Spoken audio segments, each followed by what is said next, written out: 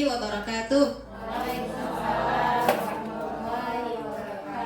Alhamdulillah, segala puji bagi Allah Subhanahu wa taala, salawat berserta salam ke junjungan Nabi besar Muhammad sallallahu alaihi wasallam. Terima kasih kepada Ibu Kepala Sekolah yang telah memberikan kesempatan dan waktu kepada saya yang pada hari ini akan menjalankan tugas CGP, yaitu diseminasi budaya positif di modul 1.4. Kemudian juga terima kasih yang sebesar-besarnya kepada teman rekan sejawat semua yang pada hari ini bisa berkumpul di sini, di mana saya Syam Tiffany akan memaparkan atau mendiseminasikan budaya positif modul 1.4 CGP Angkatan 9 dari SD Negeri 1 Karanganyar. Bapak dan Ibu, hari ini sehat semua?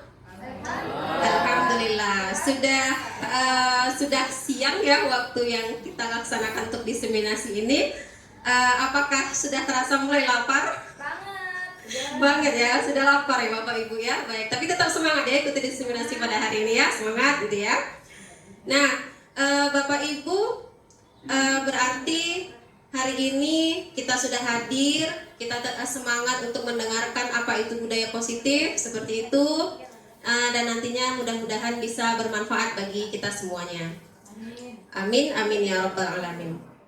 Sebelum memulai diseminasi budaya positif Bapak Ibu, alangkah baiknya kita untuk mengumpulkan jiwa dan raga kita di sini, karena saya yakin sudah siang hari, raga di sini, tapi jiwa mungkin melayang-layang kemana-mana ya Bapak Ibu ya. Jadi kita ice breaking sebentar. Saya ingin bertanya sedikit saja, tapi siap ya. Fokus ya. Pak Fauzan kenapa? Iya, tenang, ini bukan pertanyaan yang sesuatu yang bagaimana. Oke, siap. 1.2 koma. Fani cantik udah ada yang punya. Padahal tadi ditunjuk Bu Doli loh, tapi jawab Masya Allah. Oke, siap ya. 1.2 koma Pak Fauzan. Andre yang ganteng tiara yang punya. Oke. Satu lagi. Ada sebuah clue yang clue-nya seperti ini ya. Move on. Oke, siap. Clue-nya adalah move on. Jika 1 tambah 1 sama dengan 3, 4 tambah 4 sama dengan 9, maka 10 tambah 5 sama dengan 10 tambah 5, 15. Salah. Berapa? 16. Betul, Pak Fauzan. Iya, betul sekali. Oke.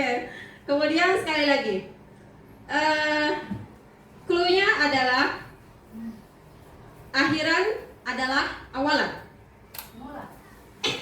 Pertama. Siap ya? Akhiran adalah awalan. Jika Andre pergi ke Belanda, maka Fauzan pergi ke Arab. India. Lalu Bu Setiati pergi ke mana? Ya di Karanganyar lah. Salah. Yes. Akhiran adalah awalan. India. Jika Andre pergi ke Belanda, Pak Fauzan pergi ke Arab. Lalu Bu Setiati pergi ke mana? Palestina. Bu Setiati pergi ke Belanda, betul. Oke. Kak Andre tadi pergi ke mana? Salah. Pergi ke Belanda. Kenapa bisa begitu? Pak Fauzan boleh jelasin? Kenapa bisa begitu? Itu gimana ya? Di matematika apa itu namanya? Sering kutip. Apa namanya? Ada itu waktu ikut CBNS ada itu. Ingat clue-nya adalah akhiran adalah awalan. Di awalnya saya kan pergi ke Andre pergi ke Belanda. Ujungnya kan A. A itu jadi awalan berikutnya. Pak Fauzan jadi A. Arab Pak Fauzan tadi kan. Kemudian Bu Setiati B tadi, Arab dari B tadi. Bu Setiati kemana B? Mau ke Belanda, mau ke Bandung, mau ke pokoknya gitu. Sebutkan nama-nama kotanya seperti itu ya. Nah, fokus balik ya. SBG-nya anak-anak zaman now ya boleh ya. Oke, kita memasuki Bapak Ibu konsep inti budaya positif. Nah, ada 6 di sini saya ambil konsep intinya dari budaya positif. Ada disiplin positif, teori motivasi, keyakinan kelas, kebutuhan dasar manusia, 5 posisi kontrol, dan segitiga restitusi. Tapi sebelumnya, jika kita berbicara mengenai budaya positif, Bapak dan Ibu apa sih yang terlintas di pikirannya? Budaya positif. Kira-kira apa yang terlintas?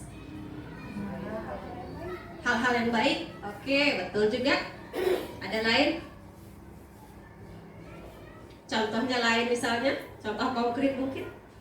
Adakah yang terlintas di pikiran kita mengenai budaya positif? Boleh? Contohnya? Berdoa sebelum belajar. Positif juga ya Bu ya? Iya, yang lain mungkin? Membuang sampah pada tempatnya. Iya, membuang sampah pada tempatnya. Itu budaya positif Lisa. kan? Lisa. Lisa, apa itu Lisa Bu Lela? Hah? Lihat sampah, ambil. Benar sekali. Itu kan juga budaya positif. Benar. Nah, disiplin positif. Masuk ke disiplin positif. Sebenarnya kata disiplin positif ini berasal dari disiplina yang artinya belajar. Jadi kalau kita bicara tentang disiplin, sering sekali kita mensalahartikan bahwasanya disiplin itu adalah peraturan. Disiplin itu adalah aturan yang wajib semua dipatuhi, tapi dasarnya itu nggak tahu dari mana seperti itu. Yang benarnya adalah berasal dari kata disiplina yang artinya belajar. Belajar dalam artian apa? Dalam artian anak-anak yang akan kita pelajari terus-menerus sampai dia dewasa, itu akan menjadi tertanam kesadaran intrinsik, motivasi intrinsik, yang artinya adalah kesadaran itu dari dalam diri dia sendiri. Kita adalah motivasi eksternal dia, ekstrinsik dia, sedangkan yang intrinsik berasal dari dalam diri dia. Itulah yang nantinya akan terbawa sampai ke masa tua dia, sampai bila-bila seperti itu, sampai kapanpun. Nah, kemudian disiplin positif ini merupakan salah satu cara penerapan disiplin yang bertujuan untuk menumbuhkan kesadaran tadi, kesadaran intrinsik dia. Sebagai pendidik, kita harus menciptakan peserta didik itu disiplin, sehingga mereka berperilaku mengacu pada nilai-nilai apa? Nilai-nilai kebajikan universal. Nilai-nilai kebajikan universal itu apa? Nanti akan ada di slide berikutnya. Dan memiliki motivasi intrinsik dalam perubahan perilaku ke arah yang lebih baik. Nah, Bapak Ibu, nilai-nilai kebajikan itu kira-kira apa saja Ibu? Ada yang sudah tahu mungkin? Ada yang sudah pernah membaca mungkin? Nilai-nilai kebajikan, yang namanya kebajikan pasti kebaikan. Apa saja itu? Banyak sekali. Tanggung jawab, jujur, apalagi tepat waktu, kerja keras, disiplin tadi, menghargai waktu misalnya, itu juga termasuk, dan lain-lainnya adalah termasuk ke dalam nilai-nilai kebajikan universal. Oke, sekarang Bapak Ibu boleh semuanya berdiri. Iya, boleh semuanya berdiri dan mencari pasangan masing-masing. Iya. Pak Andre boleh sama Pak Fauzan, Bu Epi boleh sama Bu Puza. Pasanganku yang bahaya. Oke, Bu Mai boleh sama saya saja. Nah, jadi di sini akan kita bermain sedikit games di mana yang dinamakan posisi kontrol. Ya, posisi kontrol.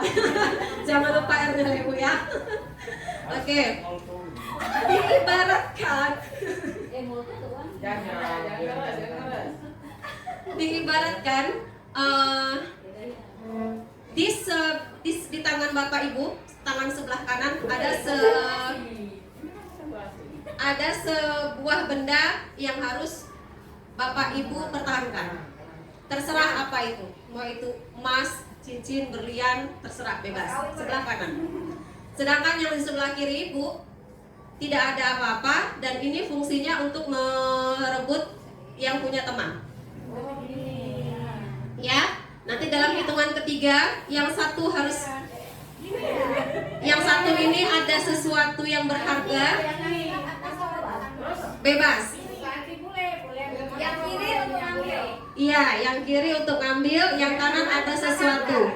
Bebas, mau pertahankan mau apa bebas. Oh, hubungannya beda.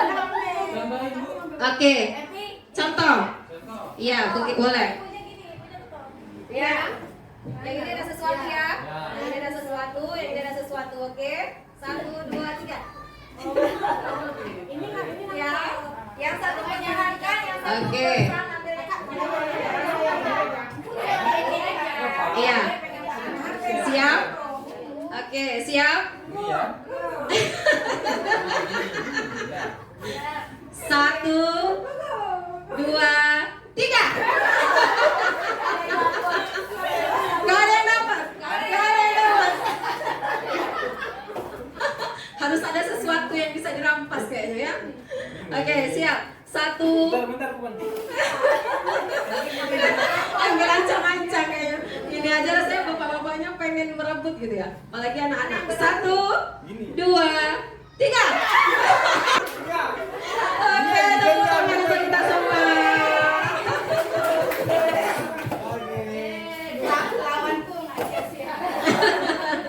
Lawannya yang udah tua ya. Bu? Besok kita booking boleh lah, ya. Nah, dari permainan itu kira-kira apa yang bisa diambil? Hikmahnya apa? Manfaatnya apa? Hikmahnya besar-besaran. Bisa senggol-senggolan. Oke. Gimana ya? Tidak gampang memberikan sesuatu yang berharga. Tidak gampang. Oke, tidak gampang untuk memberikan sesuatu yang berharga kepada orang lain. Terus yang lain ada? Pak Andre mungkin? Andre karena guru olahraga lebih daripada kecepatan. Oke, benar sekali. Ya. Iya, benar. Boleh. Ada lagi mungkin Bu Doli? Nggak tahu juga. Gimana? Ada lagi? Enggak? Nah, di sini sebenarnya yang ditekankan adalah posisi kontrol kita, ya kan? Ada sesuatu barang yang berharga, tapi kita nggak mau melepaskan kepada orang lain. Yang kontrol siapa? Diri kita. Tadi kita lihat semua nggak ada yang kasih, nggak ada yang serah terima, udahlah kasih aja gitu. Yang rata-rata adalah mempertahankan apa yang kita punya. Siapa yang mempertahankan itu? Ya diri kita sendiri. Nggak ada yang bisa memaksa. Untuk aku aja. Nggak ada yang bisa seperti itu. Begitu pula dengan anak didik kita. Anak didik kita, mereka sudah punya dunia dari rumah, dari pendidikan keluarga. Jadi sampai di sini, kalau seandainya kita paksa pun, dia nggak akan bisa. Kontrol dirinya ada pada diri anak itu sendiri. Nah, ilusinya bagaimana Bapak Ibu? Kita lihat di slide berikutnya. Nah, miskonsepsi tentang teori kontrol. Yang pertama, ilusi bahwa guru bisa mengontrol murid. Itu sebenarnya hanyalah ilusi. Kita bisa kontrol murid. Nah, baris ya. Nih, kelas 1, kelas 2, kelas 3. Nah, belajar ya. Kelas 1 belajar kali-kali, kelas 2 belajar ini. Guru bisa mengontrol murid? Mungkin pada saat ini bisa, tapi itu sebenarnya hanyalah ilusi. Ketika guru tidak ada, mereka tidak akan mau baris seperti itu. Dan kedua, ilusi bahwa kritik dan pembuat rasa bersalah mampu menguatkan karakter. Kita kritik anak, kita pembuat rasa bersalah sama anak. Kamu ya, udah tahu ini salah, kerjain juga. Besok-besok dia nggak ngerjain lagi nggak? Belum tentu kan? Pasti dikerjain lagi kalau nggak ada kita, kan gitu. Kemudian ilusi bahwa semua penguatan positif, efektif dan bermanfaat. Kita kasih pujian, kita kasih reward ke anak. Yang positif kita kasih tepuk tangan, dia juara 1, pintar kali ya katanya. Apakah itu efektif dan bermanfaat? Belum tentu. Dan kemudian ilusi bahwa orang dewasa berhak memaksa. Kita orang dewasa bisa memaksa anak? Tidak. Mungkin saat ini pada saat di depan guru-gurunya kita suruh diam. Tapi ketika tidak ada gurunya, belum tentu. Nah, jadi ini adalah ilusi teori kontrol. Kita merasa bahwa saya bisa kok, kita guru bisa kontrol murid, kita orang dewasa bisa kok memaksa anak. Kita bisa kok pembuat rasa bersalah itu supaya menguatkan karakter, padahal itu hanya adalah ilusi. Ketika kita tidak ada, mereka kembali ke tabiat masing-masing. Jadi yang kita tanamkan ke anak didik bukan yang ini. Nah, 5 kebutuhan dasar manusia. Kita harus lihat anak didik, jangankan kita, anak didik pun punya kebutuhan 5 dasar manusia. Semua manusia punya kebutuhan 5 dasar. Bertahan hidup berkaitan dengan apa? Makanan, pakaian, tempat tinggal, keamanan, dan kesehatan. Kasih sayang dan rasa diterima berkaitan dengan apa? Dipedulikan, berbagi, kerjasama, menjadi bagian dalam kelompok. Kemudian penguasaan berkaitan dengan apa? Harga diri, keinginan untuk dianggap, memimpin, berprestasi, diakui dan didengar. Kemudian kebebasan berkaitan dengan apa? Mandiri, memiliki pilihan, mencoba hal yang baru, mampu mengendalikan arah dirinya. Dan terakhir kesenangan berkaitan dengan apa? Bermain, humor, antusiasme, dan tertawa. Nah, jadi kebutuhan 5 dasar ini jika tidak terdapatkan oleh peserta didik kita, maka bisa jadi sampai sekolah anak itu murung, sampai sekolah anak itu sedih atau tidak semangat belajar. Maka dari itu mungkin apabila ada anak yang murung di sekolah, tiba-tiba datang ke sekolah atau nggak bersemangat, jangan langsung kita marah, jangan langsung kita judge bahwasanya dia itu pemalas. Tapi lihat dulu, sudah terpenuhikah 5 kebutuhan dasar ini? Bisa jadi dia habis dimarah sama orang tuanya, bisa jadi dia masih lapar, belum sarapan, bisa jadi dia broken home, orang tuanya yang sedang berantem. Jadi kita lihat kebutuhan dasarnya apakah sudah terpenuhi atau belum.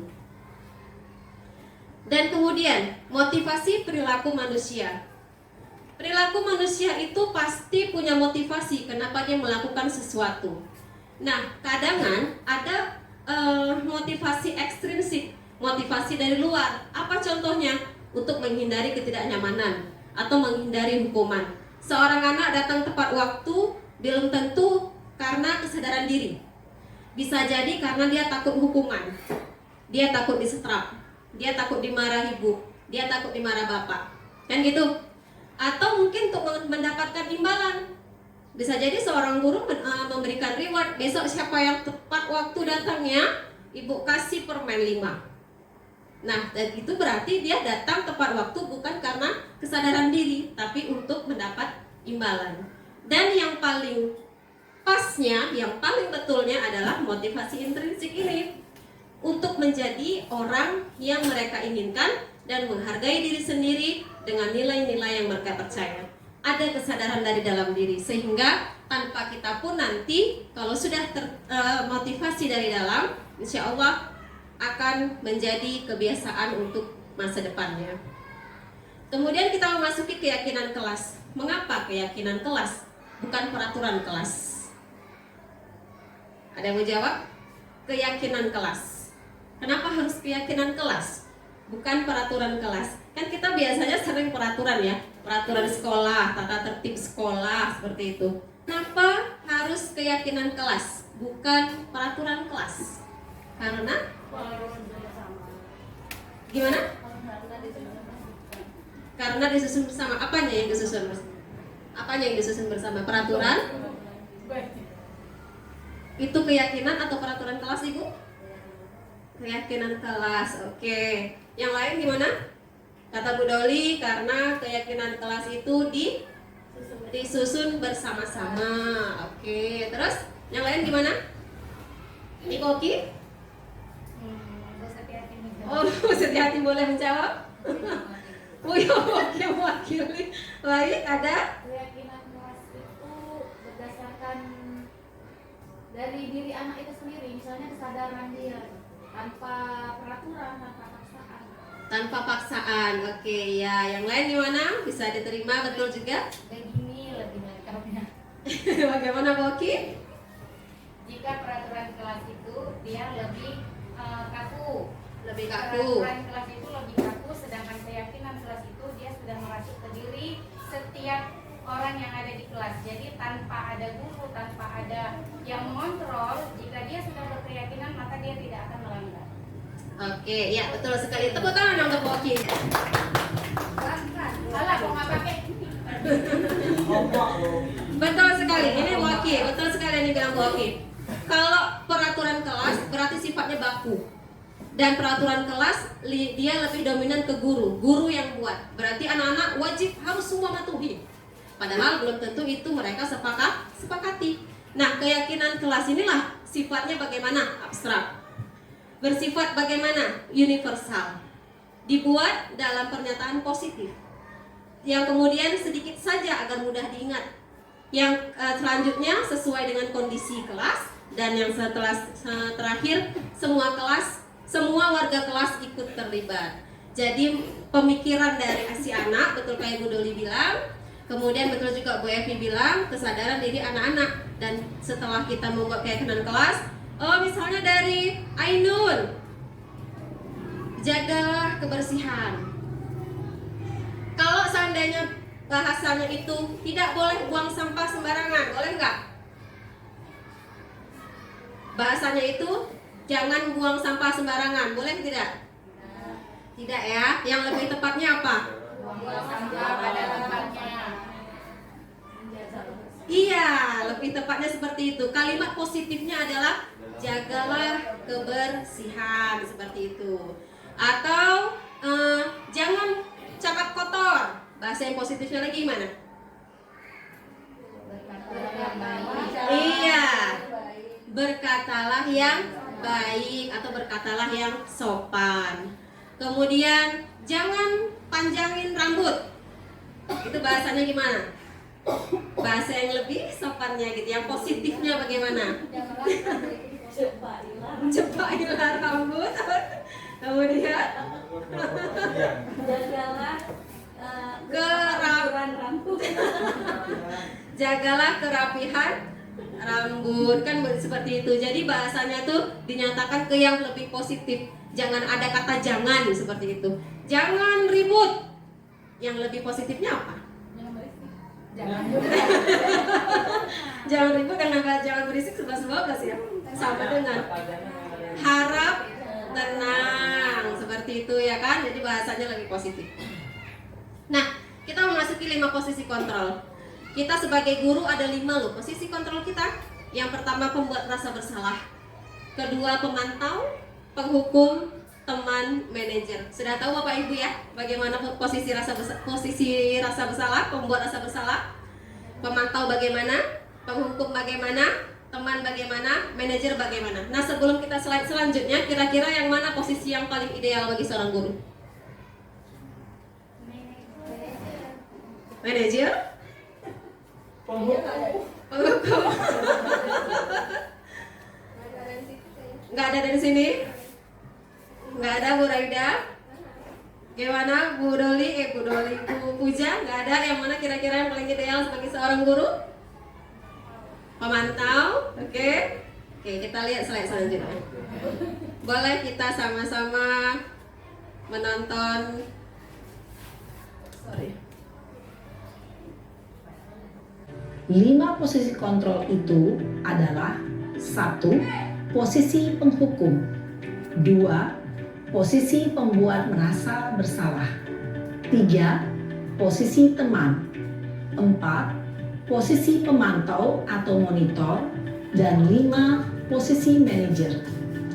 Untuk lebih memahami kelima posisi tersebut, mari kita saksikan kasus Naren yang terlambat hadir 20 menit di sekolah dan melihat bagaimana kelima posisi kontrol dalam menghadapi masalah tersebut.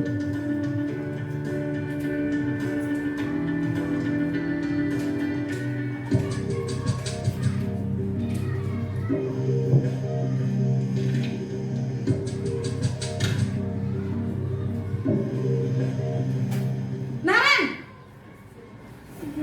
Sini kamu! Selamat pagi, Bu. Selalu terlambat. Kamu deh, pasti terlambat. Maaf, Bu.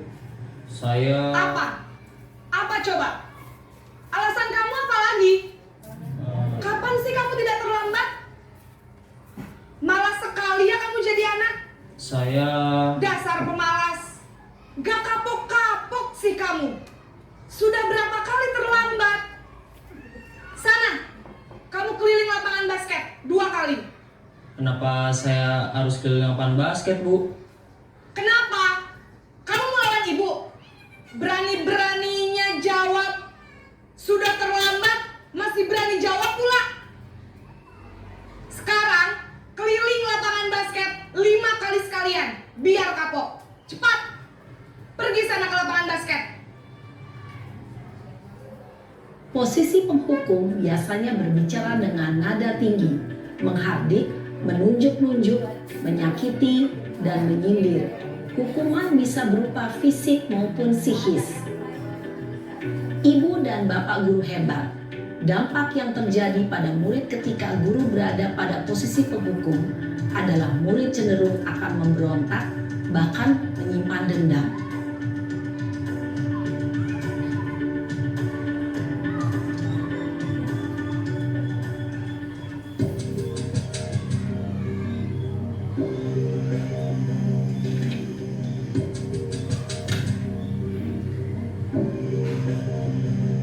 Naren!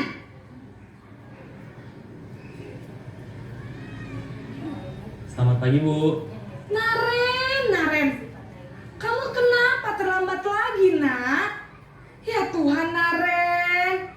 Kamu senang ya bikin ibu susah ya? Kalau kamu terlambat lagi, nanti ibu yang ditegur bapak kepala sekolah, nak. Disangka ibu tidak bisa membina kamu. Duh, gimana ini? Maaf, Bu. Duh, Gusti Naren. Kamu suka ya kalau ibu ditegur bapak kepala sekolah? Terus, sekarang ibu harus tulis apa ini di buku absen? Ini kamu sudah sering terlambat loh. Ibu harus apa coba? Maaf, Bu. Maaf sekali. Ya sudah, lain kali jangan bikin ibu susah lagi ya nak ya. Ibu tidak akan kuat lagi kalau kamu begini terus. Bisa jantungan kalau ibu ditegur bapak kepala sekolah. Sana cepat ke kelas. Maaf ya, Bu. Maaf sekali.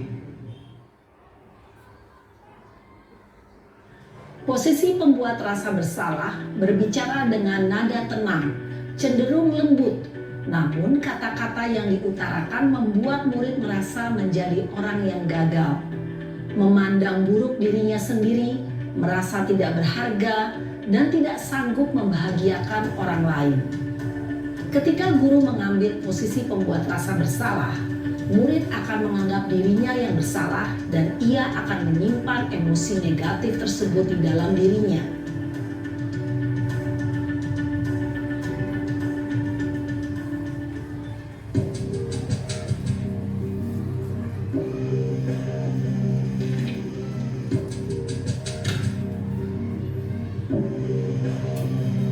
Naren!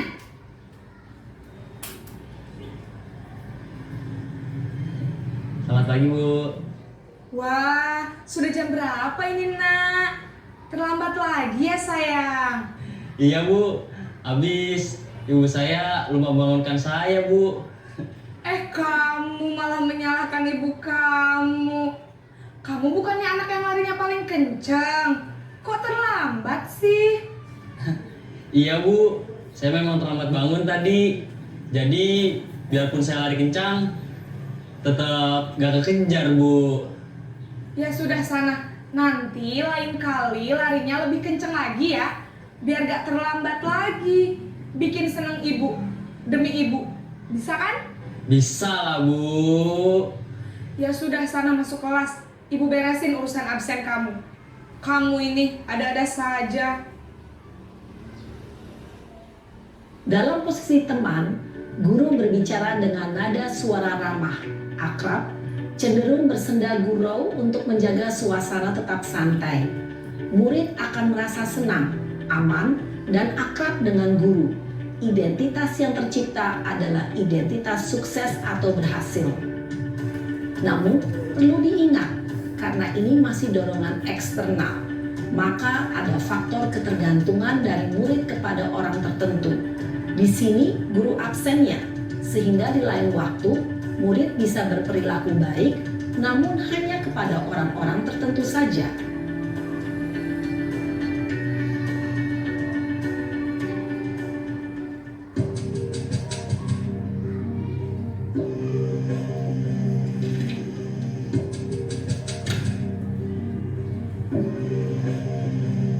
Naren,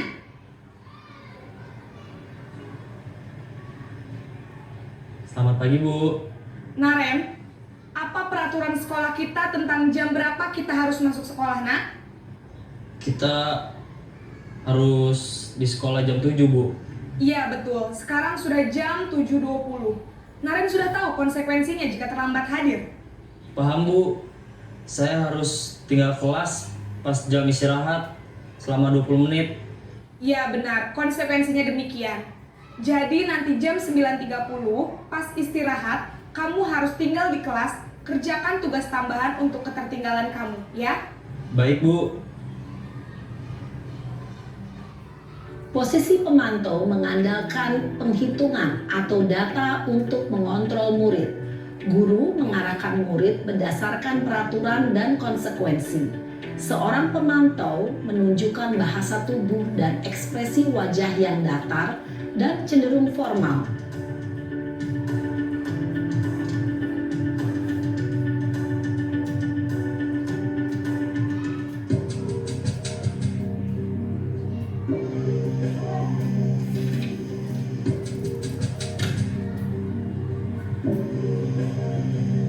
Naren!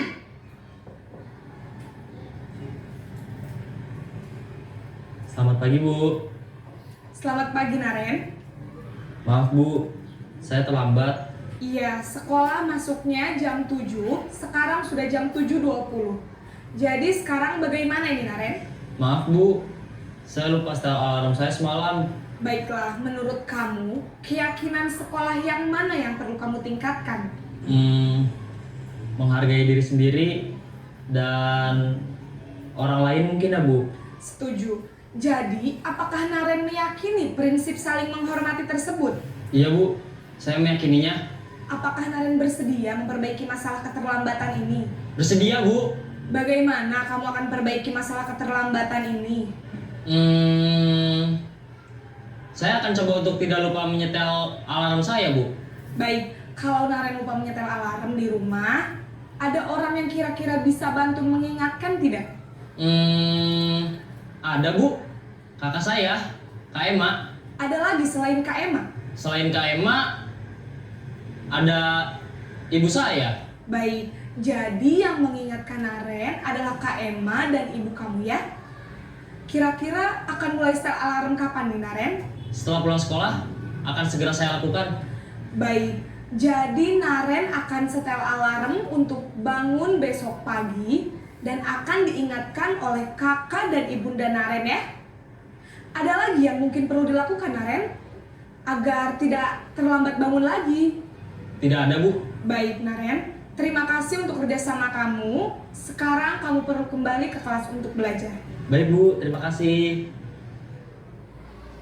Posisi manajer adalah posisi kontrol yang disarankan untuk membimbing murid memiliki sikap disiplin yang positif, yaitu murid yang mandiri, bertanggung jawab, dan dapat memecahkan masalah.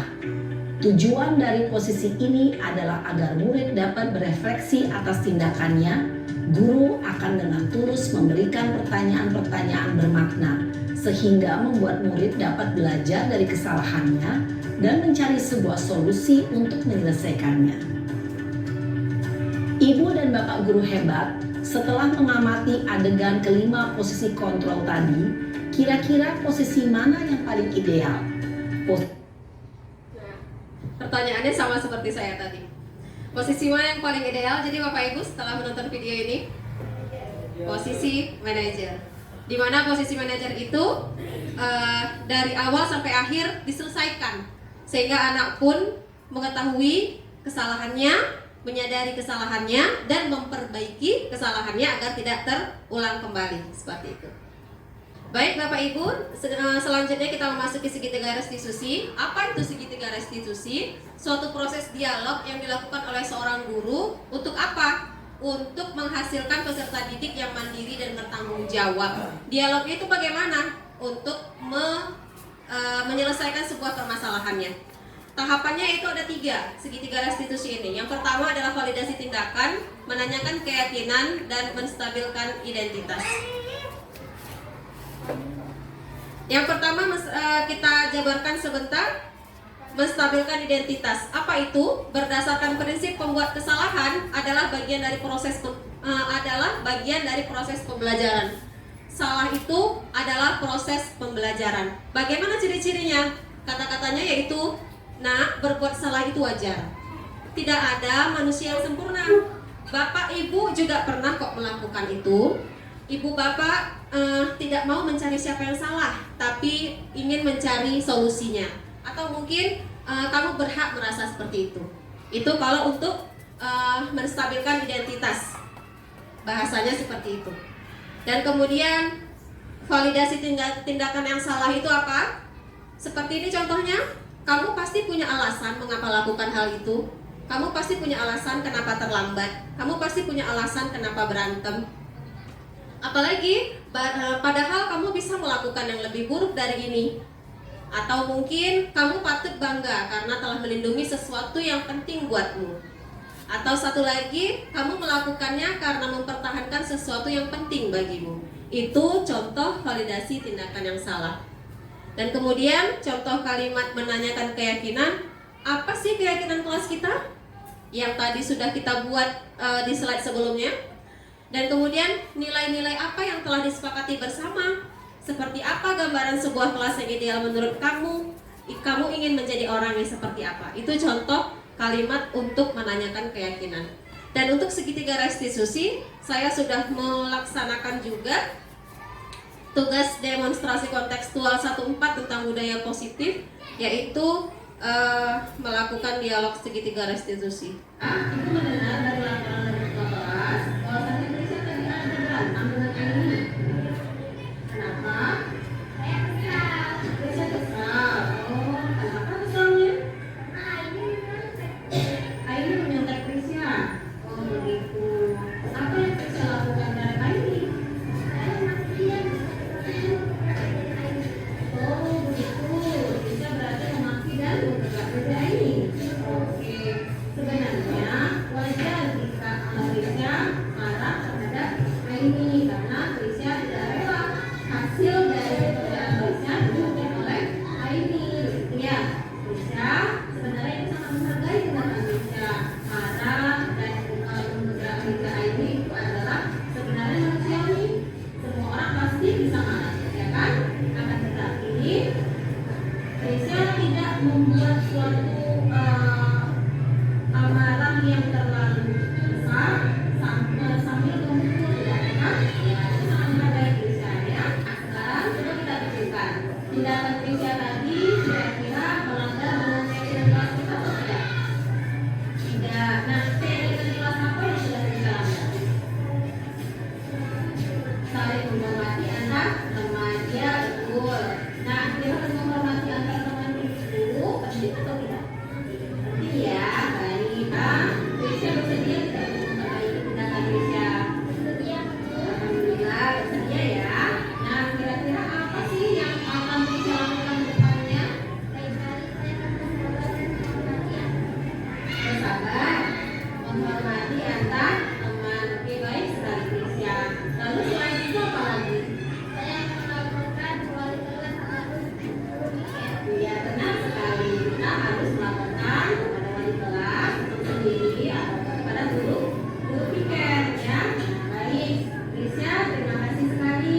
Ibu sangat menghargai ini, luar biasa Krisya. Tetap semangat ya Krisya ya. Nah, sekarang Krisya boleh kembali ke kelas. Baik, begitu segitiga restitusi yang sudah pernah saya lakukan di kelas.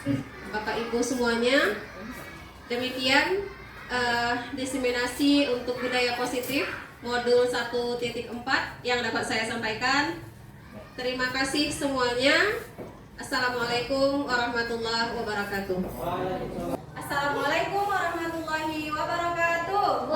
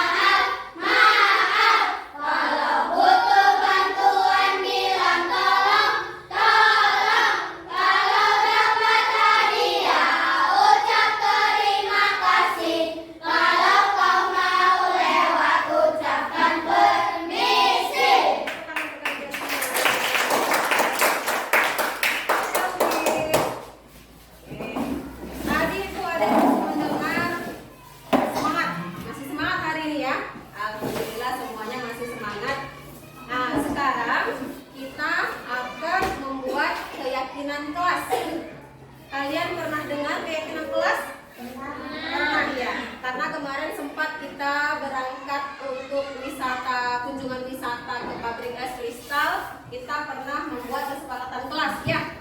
Nah, keyakinan kelas ini sebenarnya hampir sama nak dengan kesepakatan kelas yang sudah pernah kita buat. Nah, akan tetapi ada sedikit perbedaan saja, sedikit saja, di mana kalimat-kalimatnya itu lebih halus, lebih positif seperti itu. Misalnya pada saat kemarin kita buat kesepakatan kelas, kita ada nggak yang munculkan ide jangan ribut, jangan masak, ada ya? Habis itu apa lagi kemarin? Tidak boleh ngejek teman, ya? Iya, apa lagi kemarin? Iya, nah itu kan bahasanya ada menggunakan kata jangan, ya kan? Akan tetapi di keyakinan kelas ini kita tidak boleh menggunakan kata jangan. Kita ubah ke dalam bahasa yang lebih positif. Nah, seperti yang kita buat kesepakatan kelas, jangan masak misalnya. Itu bahasa yang lebih positifnya apa ya? Tahu nggak kira-kira? Tidak boleh ngomong kotor. Seandainya tidak boleh ngomong kotor, bahasa yang positifnya lagi apa ya? Berbahasa yang sopan. Betul. Berarti keyakinan kelas kita nanti berbahasa yang sopan. Keyakinan kelas itu sama seperti kesepakatan kelas, itu dari kalian. Kalian yakini apa, kemudian kalian harus berbuat. Sudah kita sepakati, kalian berbuat. Oh Bu, kita harus berbahasa yang sopan. Kalian tadi bilang gitu ya. Nah, berarti kita harus sepakat semua. Kita semua harus berbahasa yang sopan. Kita bertanggung jawab atas apa yang sudah kita yakini di kelas kita. Nah, misalnya tentang sampah. Jangan buang sampah sembarangan. Bahasa yang lebih positifnya itu apa ya? Jagalah kebersihan. Betul. Kemudian apa kira-kira munculkan ide? Bersikap baik. Itu sudah positif belum? Kalau bersikap baik sudah ya. Jadi tidak perlu kita ubah lagi ya. Bagus Ikra. Kemudian apa lagi nak kira-kira? Tidak berantem, Tidak boleh berantem. Nah, kira-kira bahasa yang lebih positifnya itu apa ya?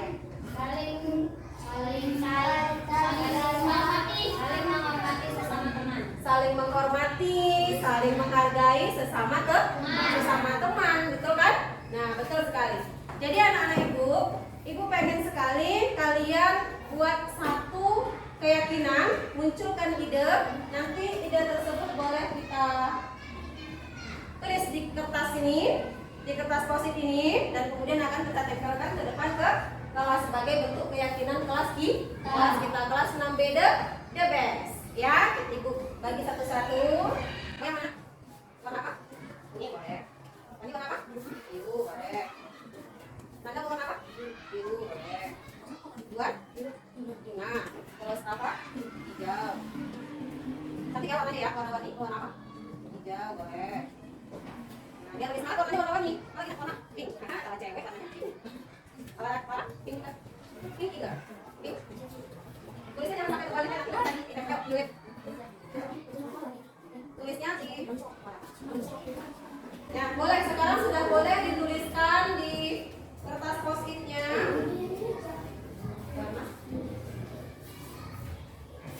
Kira-kira keyakinan kelas apa yang akan kalian munculkan? Oke. Nanti akan ditempelkan ke karton yang sudah ibu siapkan. Ya? Mau ambil pulpen? Boleh, silakan.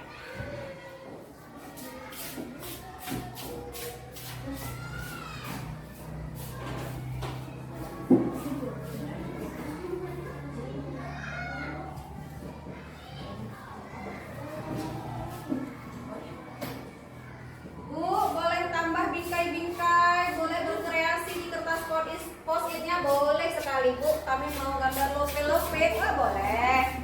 Bu, kami mau gambar bintang-bintang, boleh. Yang sudah selesai boleh maju ke depan, kita tempel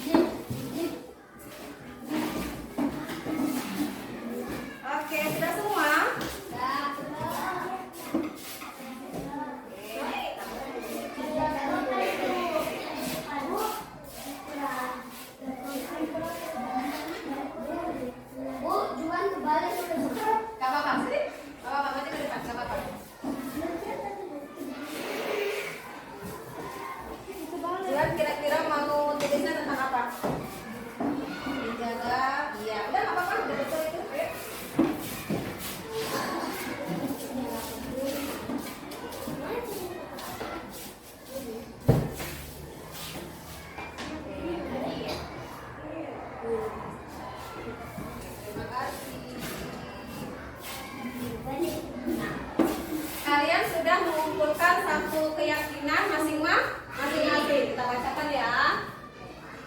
Ada yang menuliskan bersemangat belajar. Sudah benar? Ya. Ada yang menuliskan bersikap yang jujur.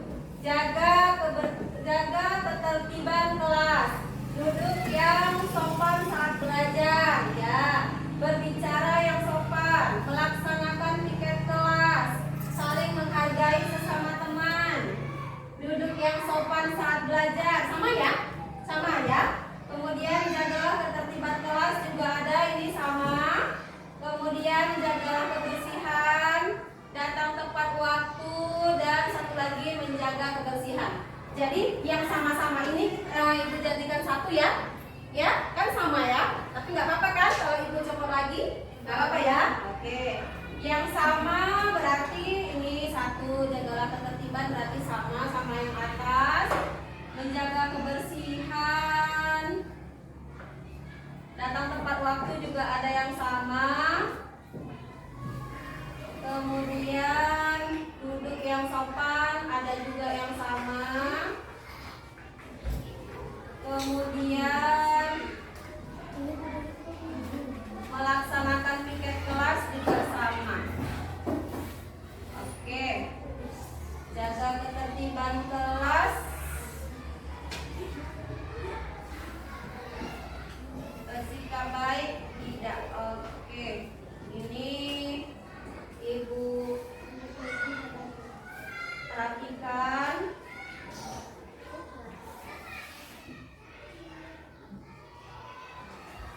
Perhatikan kembali.